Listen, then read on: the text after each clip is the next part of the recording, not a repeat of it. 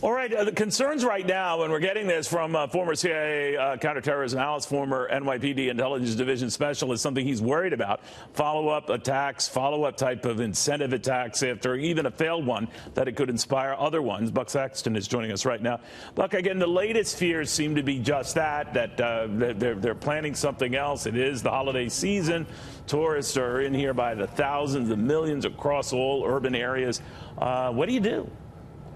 Well, Neil, they're trying to take as many precautions as they can. There are a couple of ways to break down the counterterrorism measures that we would put in place. One would be your static security efforts. Those would be things like vehicle barriers, which are increasingly important now that we see that that's a preferred tactic of the Islamic State and other jihadists now around the world for a mass casualty attack. Right. It's also very easy to pull off, as we know. The other big component of it would be pre-operational intelligence, essentially breaking up cells, disrupting plots before they can get fully in motion. And that's just an ongoing effort from law enforcement and the intelligence community. But they're ramping it up right now, Neil, because there are a lot of threats out there in terms of the chatter, their specificity to them, and they have doubled down even after this latest attack on how the Islamic State and others want to hit here in New York City. Yeah, I was reading somewhere that sometimes when they go back and look at a failed attack, sometimes people are more inspired, some of the more nutty cases are more inspired to make their attack the one that works or to learn from the mistakes of the one that failed. What do you make of that? Well, a big part of how jihadists pick their targets is symbolism, and that's why New York continues to be such a high-profile target. That's why you've had about 16 or so plots disrupted since 9/11, major plots here in New York City.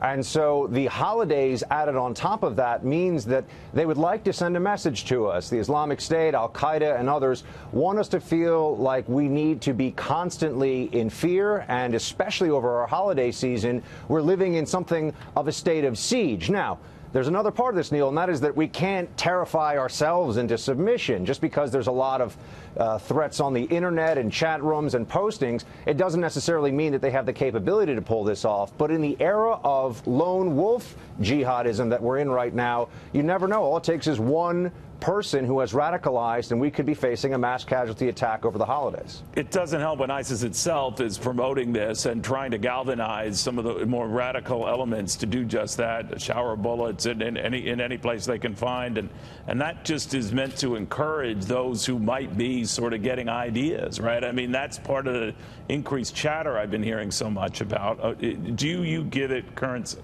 Well, Neil, I think that after the attack that we saw, there was something of a sense of relief. People feel like, well, if the terrorists are as incompetent as that guy, maybe we don't have that much to worry about. And the reality is that that has nothing to do with the structured groups that are out there right now that do have operational training and tradecraft, right. The Islamic State, Al-Qaeda, and others. They are still actively plotting against us. I want to also note that a concern that comes up for many of us after a failed suicide bombing, which is what just happened earlier this week in New York City, was a failed suicide bombing. I don't hear enough people referring to it that way, is that now terrorists may see that, including the lone wolf jihadis, and say, I'm going to do a vehicle attack or a knife attack or try to get my hands on a firearm.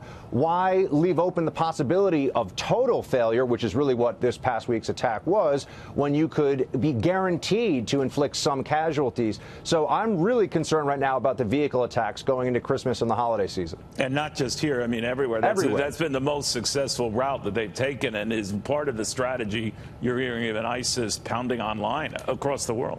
Yeah, the Islamic State is reliant more than ever on its online propaganda, Neil, because it no longer has a caliphate to speak of.